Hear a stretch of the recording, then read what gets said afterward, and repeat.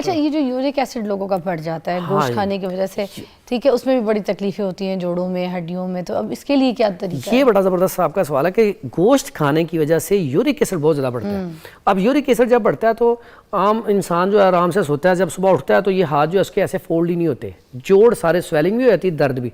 इसके लिए इतना ज़बरदस्त किस्म का ये कहवा है कि अगर आप ना 3 चीज़ें, सौंफ, या आपने सौंफ थोड़ी सी लेनी है, सौंफ आम मशहूर चीज़ है, सौंफ के बाद आपने 2-3 सब्ज़ इलायची लेनी है, और आपने ये इससे भी कम छोटा सा टुकड़ा इसका अदरक का लेना है। इसका आपने कहवा बनाना है। कहवा बना के आपने 1 कप सुबह, 1 दोपहर, 1 शाम पी लें।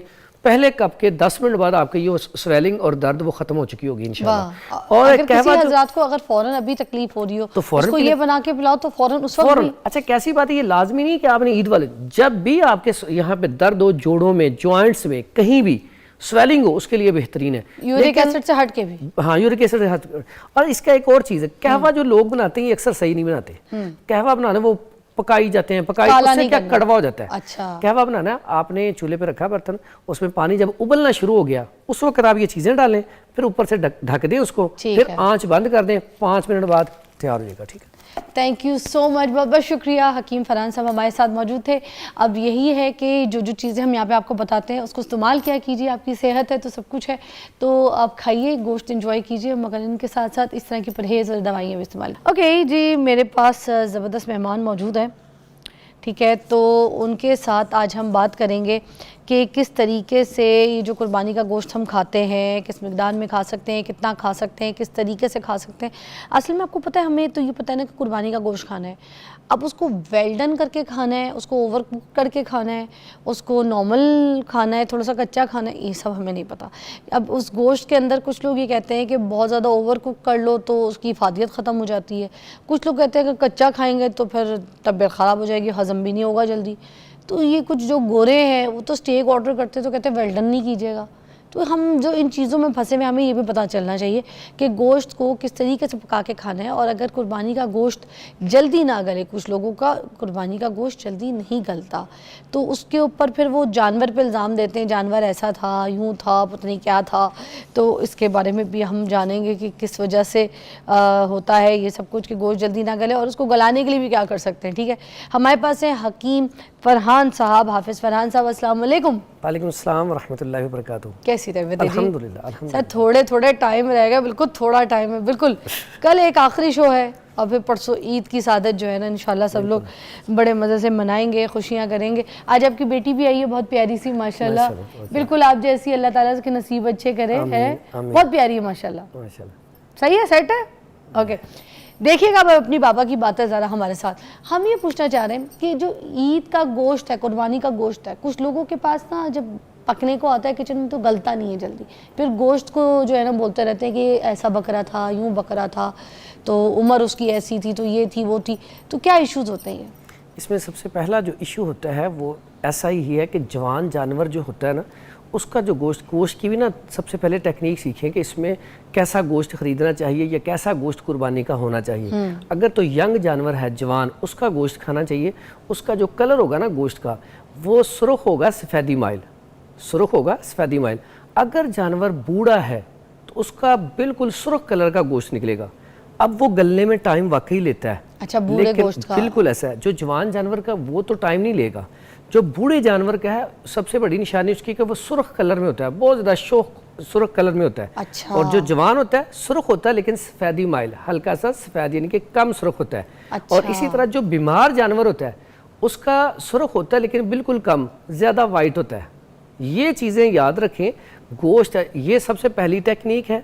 अब उसके बाद फिर हम क्या करते हैं, मतलब आपके सामने इन 3 ऑप्शंस के गोश्त रख दिए जाए तो आप बता सकते हैं जानवर की उम्र भी, जानवर बीमार है, जानवर जवान है, ये तीनों आप बता देंगे? ये तीनों बिल्कुल। जब गोश्त आपके पास कट के आए, वैसे तो आप खरीदते हैं तो सबसे पहले कोशिश करें यंग जानवर खरीदें, ठीक है। उसके बाद जब आप खाने पे आपके लेके आते हैं, जब गोश्त कुर्बानी का हो जाता है, उसके बाद देख लें किस कलर में है, तो उसको आपको पता चल जाएगा इसने गलने में कितना टाइम लेना है।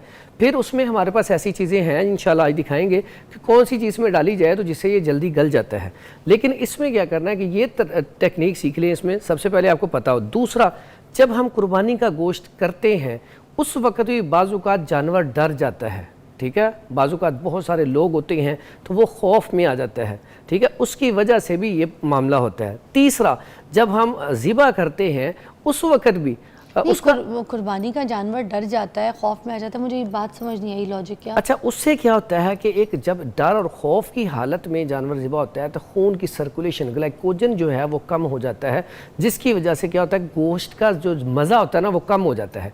आपने अक्सर देखा होगा कि जानवर जब ज़िबा हो आता है तो कई लोग कहते हैं इसका जायका इतना अच्छा नहीं था, हाँ, बाज़-औक़ात कड़वा था। उसकी बुनियादी वजह बाज़-औक़ात ये होती है जब कर रहे होते हैं ज़िबा तो उसका ब्लड अच्छे तरीके से बाहर नहीं आता, गरम गरम ही लोग उसको ना जल्दी जल्दी करके उसका गोश्त बना के पकाना शुरू कर देते हैं। जब आप कुर्बानी करते हैं आपने उसको ज़िबा किया, ज़िबा करने के बाद उसे ठंडा होने दें, जब उसका खून का फ़्लो सारा ख़त्म हो जाए उसके बाद उसको फिर करें, फिर उसके बाद उसे पकाना शुरू करें, तो फिर क्या होगा आपका गोश्त गलेगा भी सही, उसका टेस्ट बड़ा अच्छा होगा, ठीक है। जब टेस्ट अच्छा होगा तो खाने में भी ज़बरदस्त होगा।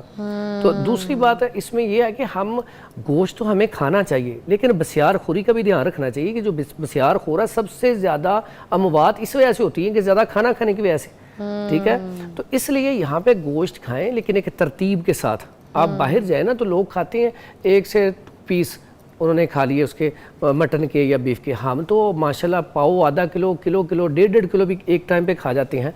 किसी भी चीज़ की ज़्यादती जो है वो नुकसान की तरफ जाती है, तो ये चीज़ हाथ हमें ज़रूर रखनी चाहिए। अच्छा। तो गोश्त को गलाने के लिए इंशाल्लाह यहाँ पे आपको वैसे तो लोग पपीता डालते हैं ना गलाने? पपीता, कच्चा पपीता, पक्का नहीं, अच्छा। कच्चा पपीता जो है उसे लगा के रख दें, उससे बड़ी जल्दी गल जाएगा। इसके साथ एक कचरी होती है, कचरी, ठीक है, कचरी पाउडर जो है उससे भी ज़्यादा तेज़ है। अच्छा। आप कभी भी कोई चीज़ नहीं गल रही, आप कचरी पाउडर डाल दें फौरी तौर पे देखें सबसे बेहतरीन, फिर उसका साइड इफेक्ट जायका तो नहीं खराब? अच्छा, कैसी बात, उसका टेस्ट भी अच्छा, फिर खाने में जल्दी हजम भी होगा, ठीक है, डाइजेस्टिव सिस्टम भी ठीक। ये नहीं दिखा दे आपके पास पड़ी है कचरी, क्योंकि आप बात कर रहे हैं तो साथ साथ हो जाएगी। है वो ढूंढनी पड़नी है जरा, अभी निकाल के आपको दिखा देते हैं। अच्छा, ठीक है। कचरी, क्योंकि मैं कह रही हूँ बात हो रही है साथ, अगर ऊपर पड़ी है तो दिखा दें कि कचरी क्या होती है, क्योंकि अच्छा कचरी के साथ जायका आप कह रहे हैं बिल्कुल भी खराब नहीं होगा, बिल्कुल है ना। और ये बेहतरीन चीज है कचरी जो है इसके लिए ना, और हम क्या करते हैं पहली मर्तबा सुना है, हम ना अक्सर औकात मसाला जात जो है ना वो भी गलत डाल देते हैं, जिसकी वजह से भी हम मसाला जात जो बाहर के इस्तेमाल करते हैं उसकी वजह से भी ये बहुत बड़ा मसला बनता है। मतलब ज्यादा मसाले, डब्बे के मसाले जो पैकिंग वाले आते हैं अगर वो डाल देते हैं तो उसकी वजह से भी गोश्त नहीं गलता? उसकी वजह से गलना नहीं, उसकी वजह से ना इसकी अफादियत। ये देखें जी, ये आगे कचरी, ये इसे कहते हैं ये कचरी, ठीक है। ये है। तो अब इसको डालना है किस हिसाब से? इसको पाउडर करके बड़ा आसान सा, घर में जो आपके पास मशीन होती है जूसर मशीन, उसमें वो मसाले वाली भी ग्राइंडर होती है छोटी सी, उसमें ग्राइंड कर लें और ये थोड़ा सा डाल लें आप। ये फसलों में बहुत ज़्यादा होते हैं, पाकिस्तान में इसे ना आम पंजाबी ज़बान में चिब्बड़ भी कहते हैं। चिब्बड़, अच्छा, हाँ तो समझ गई मैं क्या है, ठीक है। इसको कचरी भी कहते हैं, ठीक है। है। तो ये गोश्त को गलाने के लिए बेहतरीन, और ये खुद भी बहुत ज्यादा जो सफूफ होते हैं ना हाजम, जिससे खाना हजम होता है, जिसको हम फकी वगैरह कहते हैं, उसमें भी ये डलती है, इसलिए कि डाइजेस्टिव सिस्टम को ठीक करती है, खाना बड़ी जल्दी हजम कर देती है। अच्छा, तो ये जो है ये इसको ना भूलें, मतलब आपके गट हेल्थ के लिए काम करती है। बेहतरीन है, बेहतरीन है, इसको आप याद रखें। ठीक है, कचरी दिमाग में रखिएगा।